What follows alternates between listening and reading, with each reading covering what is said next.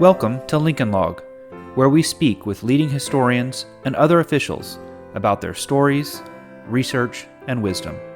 Expand your knowledge and indulge your curiosity here on Lincoln Log. This podcast is produced by the Abraham Lincoln Association, aiding and promoting Abraham Lincoln's life and legacy.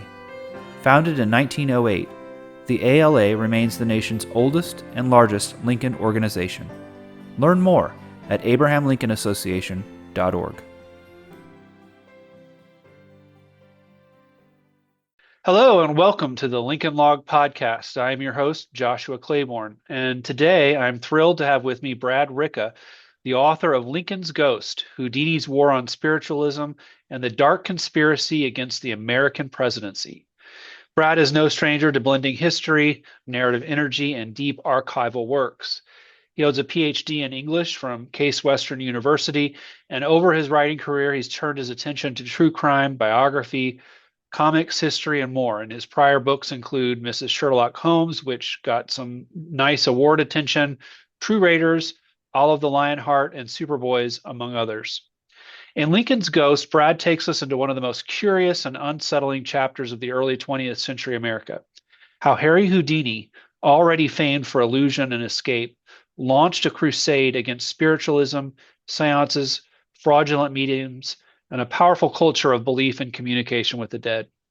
The narrative moves between Houdini's dramatic 1926 testimony before Congress and the last cases and confrontations that led him there, weaving together political intrigue, grief, deception, and the question, what if belief itself is weaponized? I'm excited to talk with Brad about how he came to this story, what surprised him, how he balanced literary flair with scholarly rigor, and what he sees as the deeper stakes of the Houdini-Lincoln spiritualism collision for us today. Brad, welcome. Thanks so much for having me on, Joshua. It's a real thrill to be able to specifically talk to Lincoln folks, but the whole thing is thanks so much. Yeah, my pleasure. Let's start from the spark. What really drew you to this haunted terrain? It really is. I mean, it's kind of grim, but it was really COVID.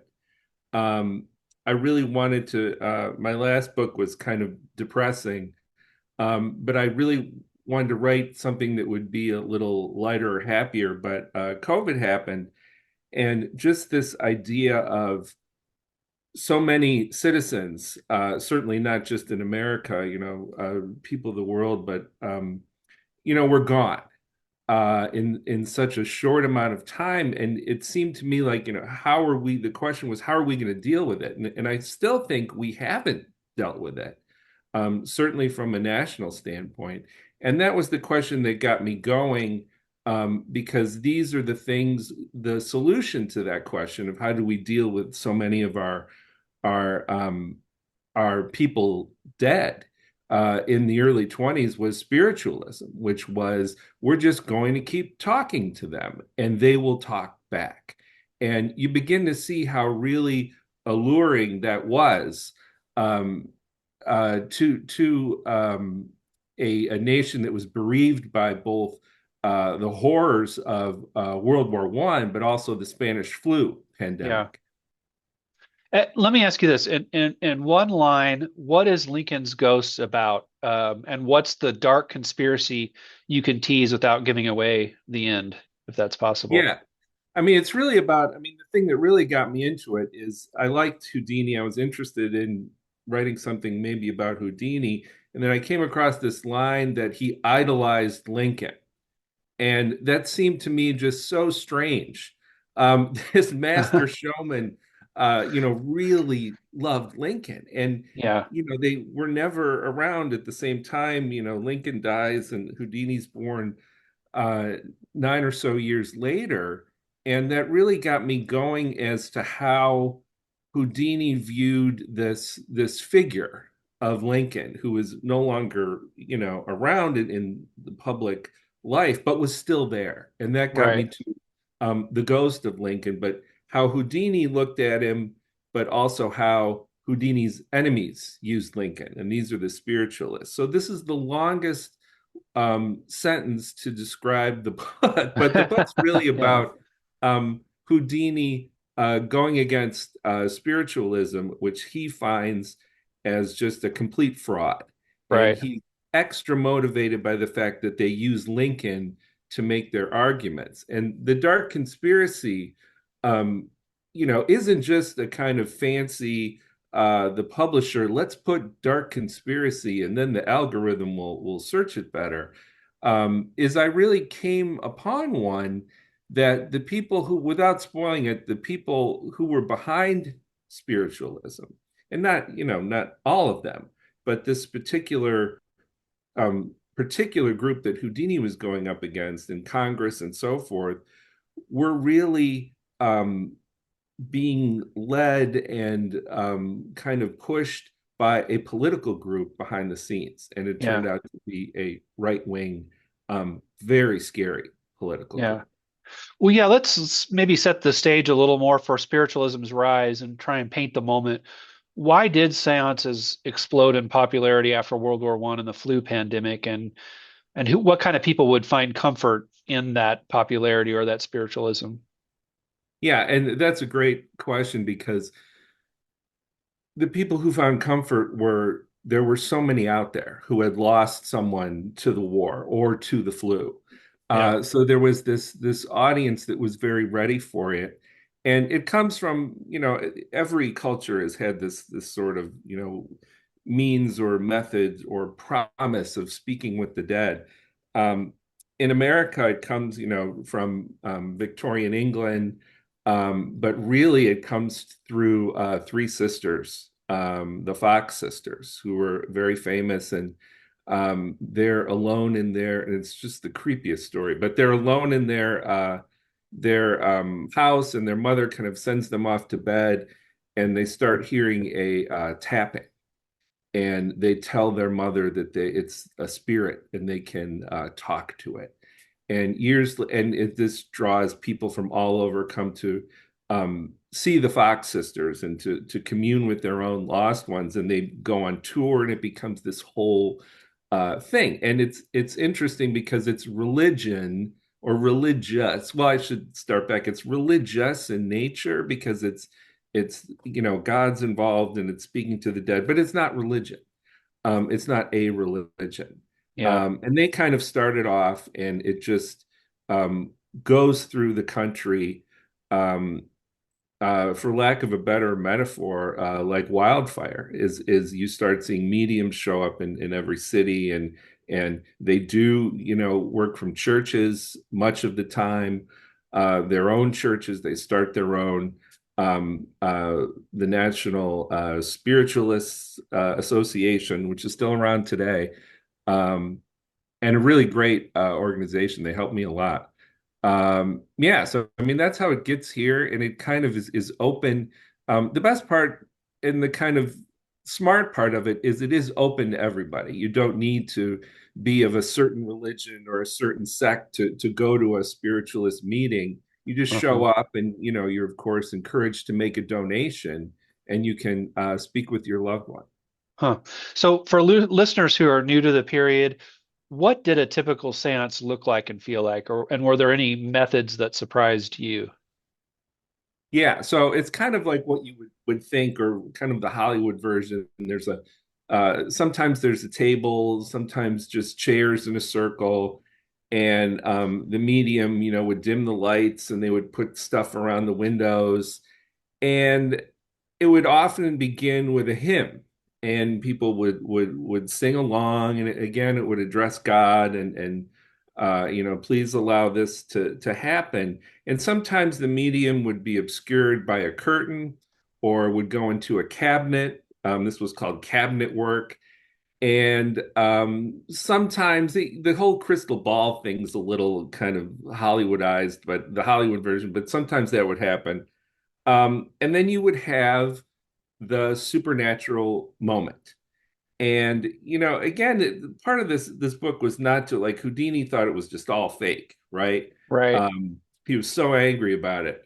But to the people who believed this was a genuine spiritual moment, and I tried to get that across, is it could happen in a number of ways. Could be a voice, Sometimes you would see a spirit.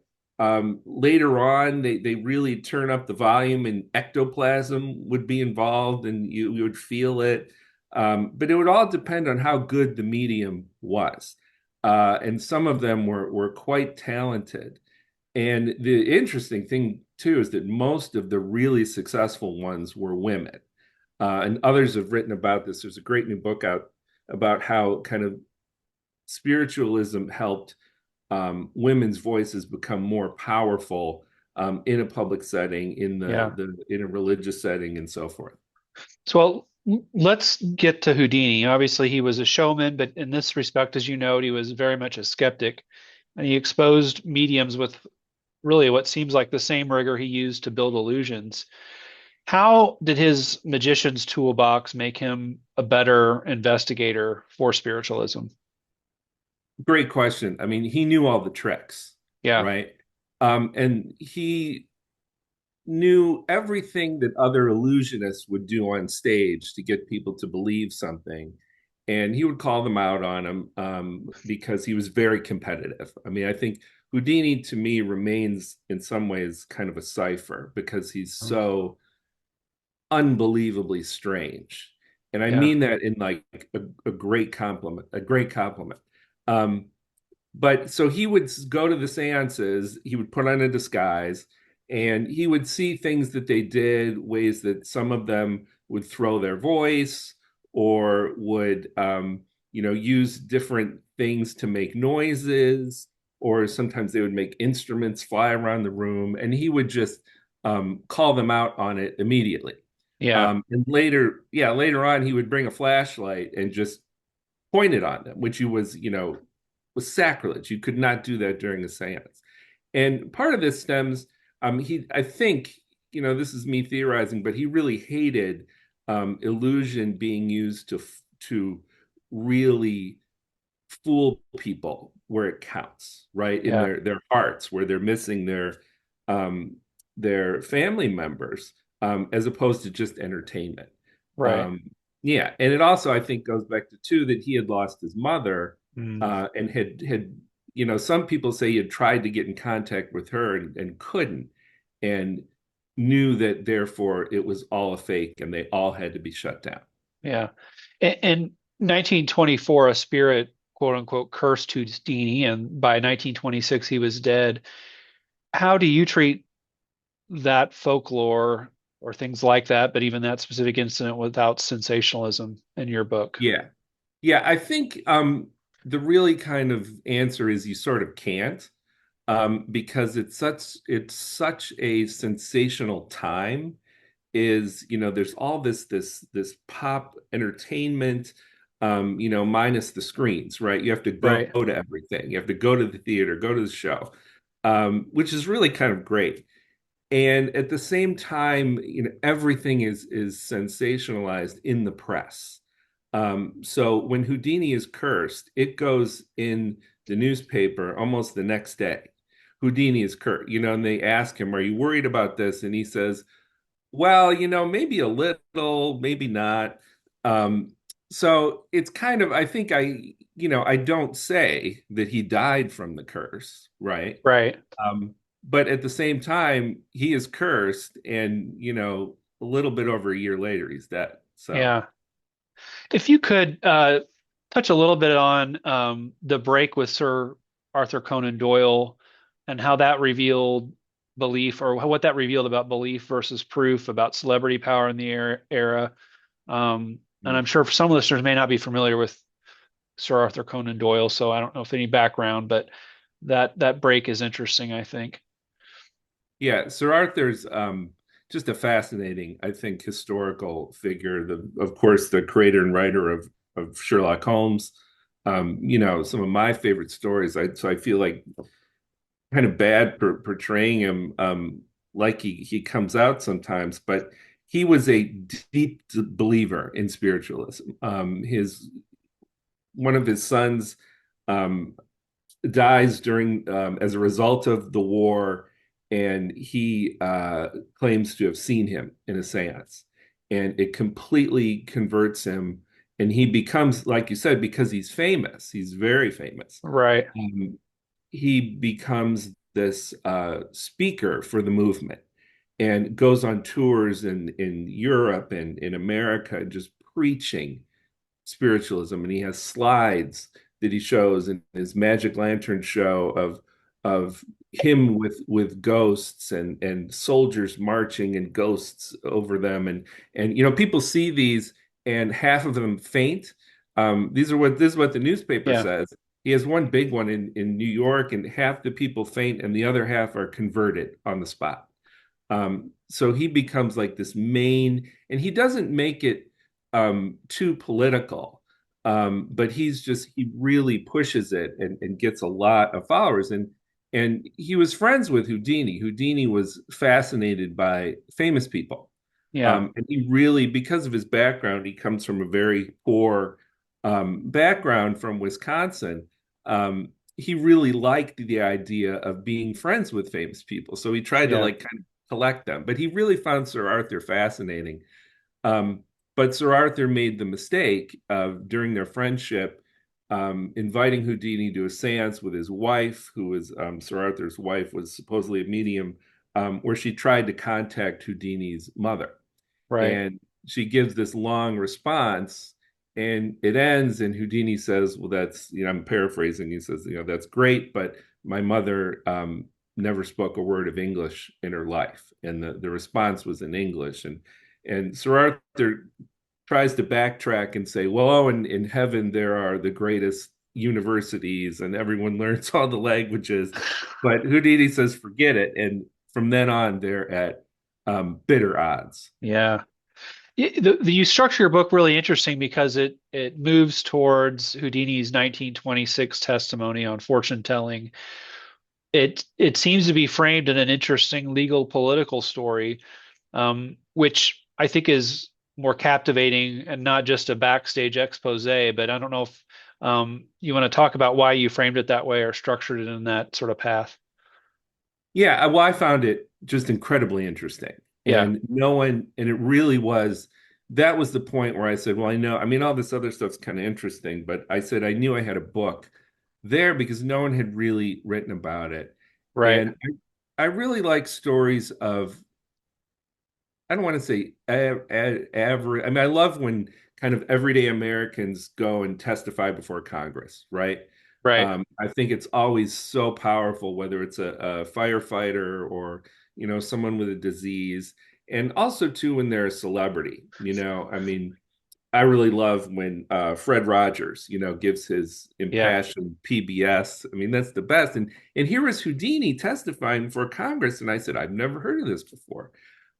So there was um, a bill to kind of stop or put limits on fortune telling in Washington, D.C., which sounds very kind of innocuous, but it really was, there were greater stakes to it. That it really was, could you put limits on spiritualism Right. too, which was, coming to give a reading or give a seance, and you would, like I said, be encouraged to give a donation. And Houdini showed up to testify. And what happens over the course of these several hearings is just all this stuff comes out, and there's these sort of personal threats against Houdini, and there's basically the papers call it a riot. At some point, someone throws a punch at Houdini, and all these people fight. And it really becomes this moment of the entertainer, you realize is really in this not just for the clicks and likes, right? Right. As they say today, and that made me sound really old. That Houdini really believed in this, and he thought it was going to be the end of our country if spiritualism could run rampant. And like I said, in looking into his foes during the testimony, he really was right, because one of the major thing that comes out is that one of his agents goes undercover to one of the Washington D.C. Mediums. Her name's Madame Marcia, and she tells her, Houdini's agent. Houdini had this they called them the Secret Service. Yeah. Um, yeah, again, and this was he kind of thought he was this kind of president of magic. Um, and she tells her that Calvin Coolidge, who was the president at the time, has been seeing her for spiritual guidance. And this, the papers go bananas, and Coolidge seeing the spirits and all this, and it causes this big rupture between church and state that really interested me because I hadn't read it before. Yeah. Well, we've got a obvious Lincoln lovers or Lincoln followers that listen to this. It's really the basis of the podcast. So I want to pivot a little bit to Lincoln and why you call Lincoln's Ghost. If you could walk us through the authentic Lincoln White House connections to spiritualism, and obviously most listeners will know that Mary Lincoln had seances. She enjoyed them. I'm sure that's a big part of it. But if you could talk about the title and the Lincoln White House connections there to this. Oh, certainly. I'd love to. It I mean it just astonished me that Houdini, of all the people in history, that Lincoln was his choice. And Yeah. there's so many little ways that he would pay homage to Lincoln in his act. He had an act where all these flags came out, and at the end there was this huge American flag with an eagle, a live eagle came out. And it was Houdini's eagle, and his name was Abraham Lincoln. Huh. Um, and all these other things that he would do. But it came down to I swore I'd never write about Lincoln, right? Because it's so big. And I'm not like trained. I'm not a trained historian, Yeah. an expert. And I think that's important. I mean, like Carl Sandburg aside, but there's still the lure of it. You can't Yeah. escape it. Right. You literally can't escape it. So when I found that he was in this Houdini book, I'm like, I have to explore this. Sure. But I kind of said, okay, I'm going to look at it like Houdini does, as not Lincoln, but Lincoln's ghost. Okay. And Yeah. by ghost, I mean, not just, people were saying, well, I saw Lincoln in my seance last night. Lincoln was appearing in the 20s in seances everywhere. If you had someone, running for my favorite story is someone was running for some like local government post, and Lincoln appeared at the seance, and they said, well, who should I vote for? And they said, well, vote. And Lincoln said, supposedly, vote for this guy because he's favorable to light wine and beer. Um, and this was in the newspaper, Yeah. mind you. So this was how Lincoln was being used, and this infuriated Houdini. But I'm getting ahead. But yeah, I thought if I looked at Lincoln as not just a ghost, but this idea of a ghost as something that's immaterial, right? I mean, Lincoln's Right. gone, but he had such an effect, right? Like, regardless if you believe in ghosts or not, if you see one, it's going to have an effect on you. Yeah. If you see a fake one, sometimes it's going to have an effect on you. If you see a horror movie, it's going to have an effect on you. So that's how I decided I would look at Lincoln, and that's how where I found it to be the most interesting and found where I could talk about it, is to look at how the ways people were keeping Lincoln alive. They had Lincoln Day was a national holiday on his birthday, which I did not know. They had, sales in the department stores, and Coney Island had a dinner and a dance you could pay for. Um, and schools did all sorts of programming. But it was really the spiritualists that were claiming Lincoln as one of their own. And you mentioned, it was known, that Mary um, had consulted with mediums, and there was the very famous spirit photo taken by William Mumler, where she's there, and then there's the supposed ghost of Lincoln behind her. Um, so the spiritualist said, Lincoln's a spiritualist. You should be one too. And Houdini said, well, this is just false. And the reason that's motivated him is there's this story that when he was a kid, he went to, and there's no way of it's one of those stories that there's no way of saying if it happened or not. Like many Lincoln stories, right? Like so many. Houdini's very similar that way. But Houdini would tell this story, whether it's true or not, I have no idea. But he went to a medium when he was a kid in Wisconsin, and he was obsessed with Lincoln at the time. And Lincoln showed up in the seance and said, "Hello, everyone." And Houdini had doubts that it was Lincoln. Again, it's just a voice in the dark, so you don't know. It's in, it turns out it was the medium just disguising his voice. And Houdini said, "Well, what did you do after your mother died?" And Lincoln's ghost said, "Well, I was very sad. I went to my room and I cried." And Houdini knew this was wrong from reading his, kind of junior biographies of Lincoln and the ones they put in the papers, which I all read and looked up. And he knew that, his mom tragically died of the milk poisoning, and his father cut her a casket and puts her in under the tree, and Lincoln, as the story goes, ran to find a clergyman to say a service over her grave because his father had forgotten.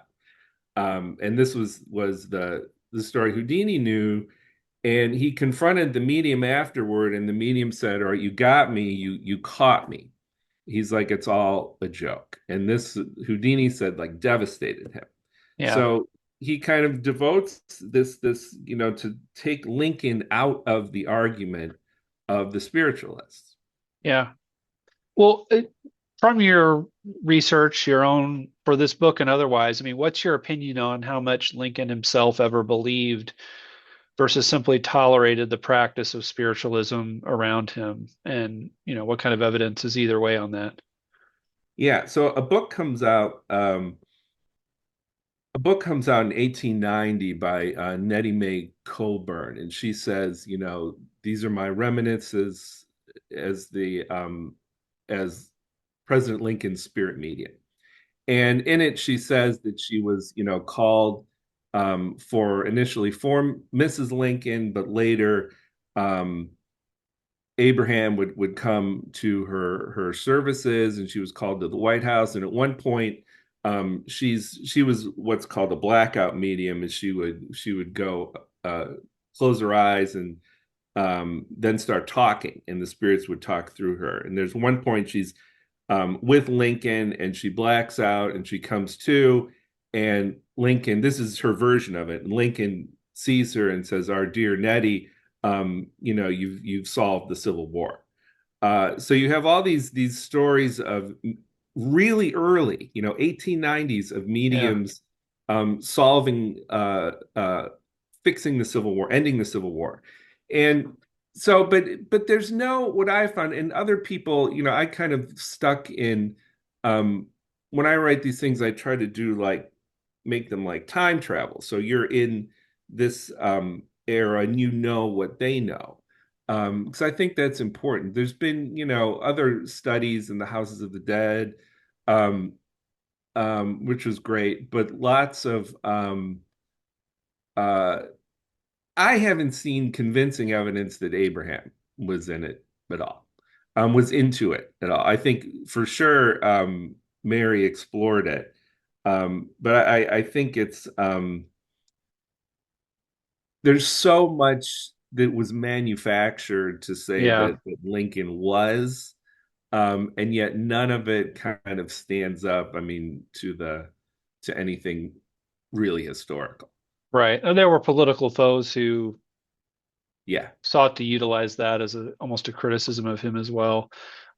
Your book does a great job of exploring power, deception, and the presidency, and I want to try not to spoil things for readers, but what were the political stakes of spiritualism in the 1920s, and how did it get close to the Oval Office? Yeah, I mean that's I think one of Houdini's main research questions and kind of political motivation is he finds out how close it has gotten to previous presidents. Yeah. Um, and in some, go ahead. No, go ahead. Yeah.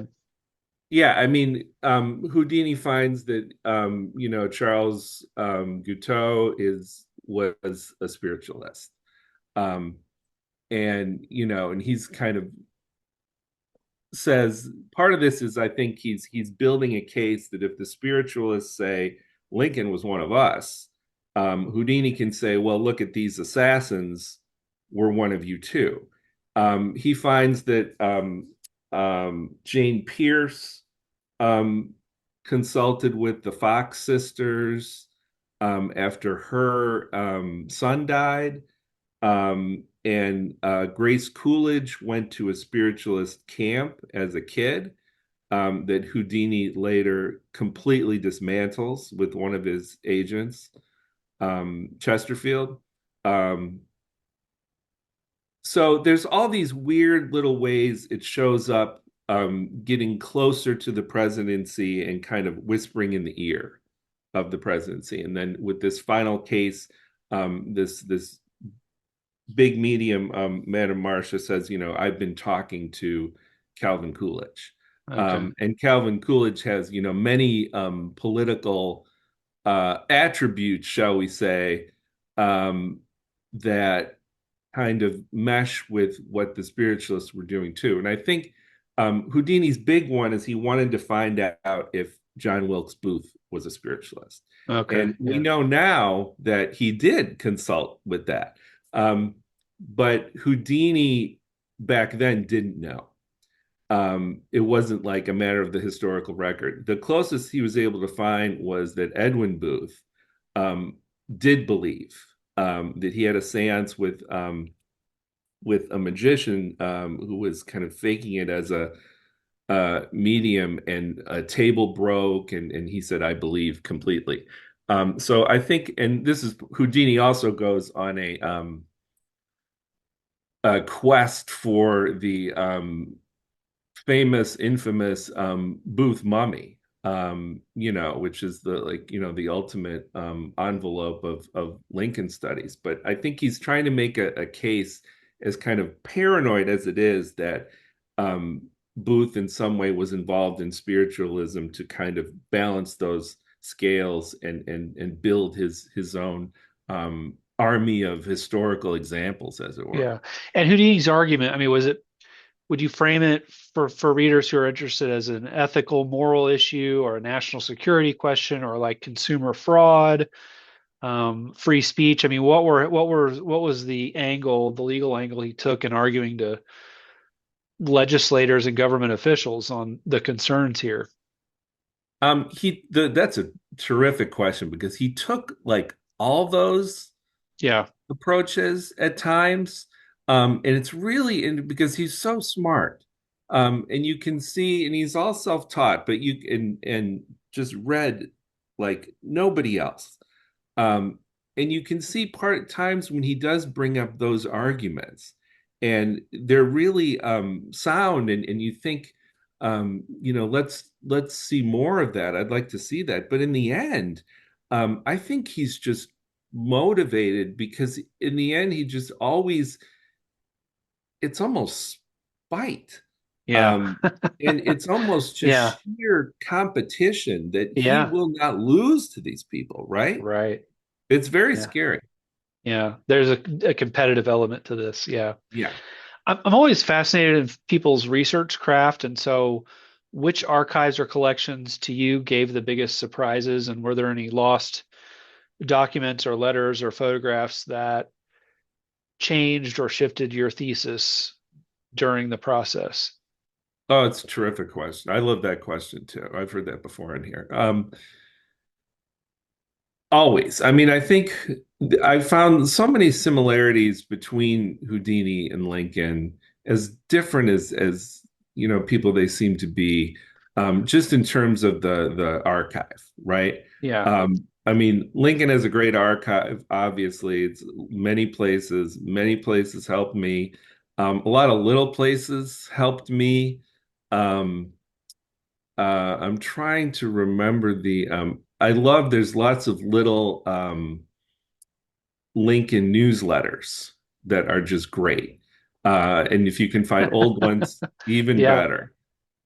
Just really great stuff in those. But it's like Houdini in that it's little scattered, yeah, and sometimes stuff that should be somewhere isn't where you think it is, or yeah. sometimes you know that something exists, but you don't know where it is, or Okay. somebody has it Yeah. Did and you they're not did willing to share. Was Lincoln Lore one of the newsletters that Yes. you? Yes, Yeah. yes, which is a Yeah. great Fantastic. publication, especially at that time. It was just getting off the ground, but it is actually still around, still kicking. I Yep. just got the latest edition today, and my good friend Jonathan White edits that currently. He's been on this podcast several times, in fact. So Yeah. Yeah. great resource. You're right. Uh, you do a great job of juggling what I think, and I confess, I got your book in the mail about a week ago, so I'm about two-thirds of the way through. Thank you for not spoiling things for me. But from what I have read, you've done a good job of juggling what I would call thriller pacing with footnote level sourcing, which is good. But what's your rule for dramatization versus documented fact? Because that's always a challenge in writing these, right? You want to be historically accurate, but you need to keep it exciting and thrilling at the same time. Yeah. So um I'm an academic or an ex-academic, but you're never an ex-academic. So when I first wrote the first book, I sent a book proposal and they said, this is great, but you have to change the way you're writing 100%. And over time, it's just become more of, and I really like the way you describe it, just because that's what I try to do, because I kind of have to give up a little in the narrative um, and just make it more of a story. But Right, then in the footnotes, I try to tell like the real story, right? Like right, more of the story. And I don't know if it's a sickness, but I love writing footnotes because I can write whatever I want and it right, can be as totally rabbit hole. right, Like you just asked me like what was the thing you found that like changed things? I mean, there were a ton, but I found this letter from Robert Lincoln, who plays a part in this story as the last Lincoln, really. And he has a correspondence with Houdini that's really remarkable and really telling and really I don't know, really poignant, I think is the word. And I finally found this letter. They couldn't find it. It was at a um the one of the houses.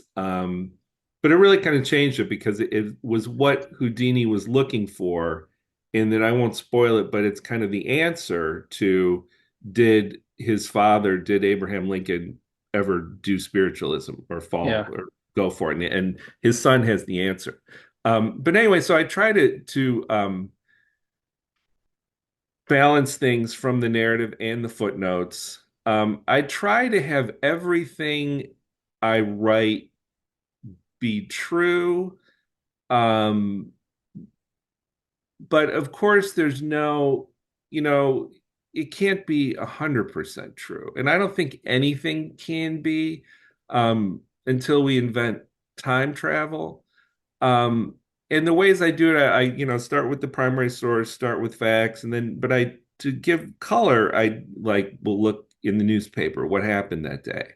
What was the weather like? Look at maps. How did things look? So I'm not like saying, it was a brick street. I'm not making that up. That's from a fact. But I will do stuff like, um, I don't, I'll move like dialogue a little bit to move things along, but it'll never be I never will have like Houdini say, wow, can you believe what Russia's doing these days? He'll say something like yes, right? So do I know he said yes at that? I mean, I'm giving you a really long answer because I'm sure. trying to No, that's convince good. myself. But do I know he said yes at that moment? No. But it'll be just, I know he'll agree with, I'll have to like vet it in my head. I'll know he Right. agreed with it. I know he did this, or he said it in a letter, and I'll just move it to dialogue sometimes, just to make it more um, keep things moving. Because that's the hardest thing with writing about the past is to keep things moving. It is, Uh, yep. but I don't invent stuff, if that's what you're asking. Sure, sure. And Yeah. I saw a Kirkus review that called this book highly readable social history, which I thought was a good description. This is always fun for authors of history to imagine that it's turned into a movie or a Netflix series or something like this. And I'm curious, could you give us a scene that you wish you could film exactly as you wrote it, where the history crackles and the stakes are visible in the room? Um, hmm. I've been thinking about it, but um there's this great scene where I'm trying to, but where Sir Arthur Conan Doyle is addressing, he's in Paris and he's addressing the International Conference on Spiritualism. And this is a huge deal. And he gets up there and there's all these people, um and the press is there, and he's starting to go through his slideshow, uh and it doesn't work, right? So of course I've been thinking about this with current events, um, and he just loses his mind. He's like, why isn't this happening? And the French start to like get really angry and they start yelling at him. And they say things like, you stepped on my ectoplasm, and laugh, um and he just really falls apart. And it's really sad because he's talking about seeing his son in the afterlife. And at the same time, all these people are laughing at him. So I'd really love to see how it was. In some ways, that was like really easy to write because it's like kind of like a farce, but you have to think of both sides of this too. Right. To me, a true story is only true. It's not true just in the facts or the dates. It's true when you really say what it felt to someone, what it Yeah. meant to someone. And to Sir Arthur, this is like, no one believes me anymore. Um, and he, of course, blames Houdini. And they have a press conference, and Houdini has done it again. But I'd like to see that. But it's also you haven't finished it yet, but the epilogue is like the real shocker of the book, the one that I had to fact check like 15 times, more than that, but because I couldn't believe it was true. So and that just takes place in a small condominium in Florida, of all places. And it's just two people in a room, but I would love to see actors do that. I mean, just in my head, I'm sure, but it's a good question. Well, I think we're doing a good job of selling the book. I do highly recommend it to folks. Um, what is one Houdini myth you would happily kill? And maybe Ooh. there are none. Maybe you're happy with all the myths, but I'm curious if there's any that you want to I, debunk here for everybody. he was that's why I this book was so hard to write, because Lincoln, for as much as has been written about him, so much is mythic, right? Right. um so much.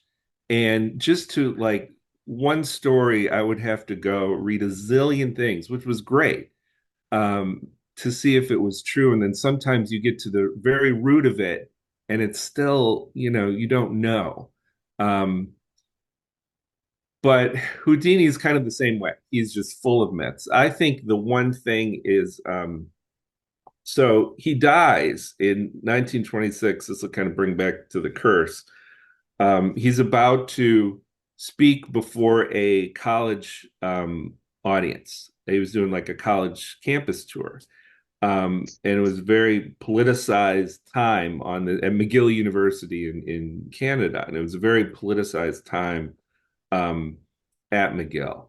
Um, and everyone kind of knows the story. This kind of mysterious ex-student comes in and punches him. in the stomach. And the story is that Houdini told him to, and but because this was like a thing he did, like, hey, punch me in the stomach. I'm unstoppable. Um, uh, and that he didn't set himself, and the kid punched him, and a few days later, Houdini is dead of a uh, burst appendix that was infected, right? And to me, there's all these, like, just like Lincoln, where there's a million conspiracy theories within conspiracy theories. Same with Houdini, that, oh, he was poisoned, and let's dig up Houdini and do this. And to me, that's it's very cause and effect. If you are punched, in the stomach repeatedly, um, yes, you can get a burst appendix and die. This has happened in boxing before. I found all these examples of it. But the myth in there is that Houdini would do this all the time and say, "Hey, punch me in the stomach." There's no evidence that he ever did that. Yeah. Uh, and yeah, there's like tons of anecdotes, but none of it has ever been. And it's interesting because a lot of his tricks we can trace back to newspapers talk about him, or they appear in, sometimes newspapers give a play-by-play of his entire show, and nowhere do we get like, everybody come on stage and punch me. And it just doesn't seem like a Houdini thing to do either, Yeah. because I mean, he was really strong, and he Yeah. was proud of it. But he was more about illusion and distraction, not the physical fitness stuff. So that would be one. There's a zillion others. um, but it just goes to show, and in the book I uncover a lot of new information about that kid, J. Gordon Whitehead, that I think might change our kind of historical view of who he was. I mean, he was never charged with anything. He walked free and kind of literally disappeared into history. Yeah. But I found some stuff about him. Well, Brad, this has been a great book discussion. I really appreciate you adding to it. I know this Lincoln plays a role in this. It's obviously titled Lincoln's Ghost, primarily about Houdini, but I do like to typically end on a favorite anecdote or Lincoln story that's touched you or that sticks with you that you want to share with listeners. Yeah. So let me think about that. That's the hard one, right? Out of all of them, that's the hardest one. Um, it's so, because for my book, I looked at so many um Lincoln stories that were fake, right? Right, And the funny thing is, you can spot the fake ones if you like Lincoln and read Lincoln, and especially if you read his what he wrote. You can spot him a million miles away. Like, so they're all, another big thing the mediums do, they would write on slates, right, in chalk, that they said right, the spirits did it. And if you go to Lilydale in New York, which is a big spiritualist community, and they're awesome, they helped me a ton. Really nice people. They have, you can go in their museum, they still have this famous slate that Lincoln wrote.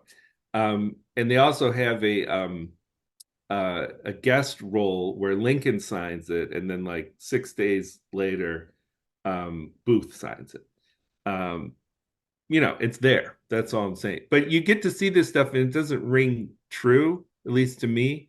The one thing that is in the book that does ring true and that I really loved was when Houdini, right in the thick of this, I think it's 24 25, there's Lincoln Day. And so, the newspapers are filled with news about Lincoln. And um, part of it is one of the stories of the guy finally breaks his silence about when they moved Lincoln, moved his body.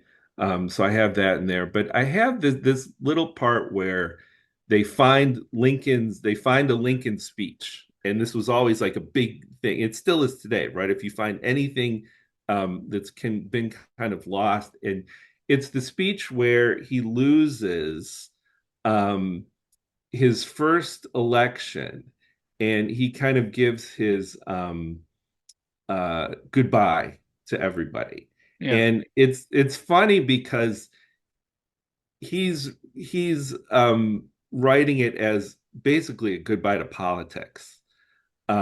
Is nobody likes me, and this is it.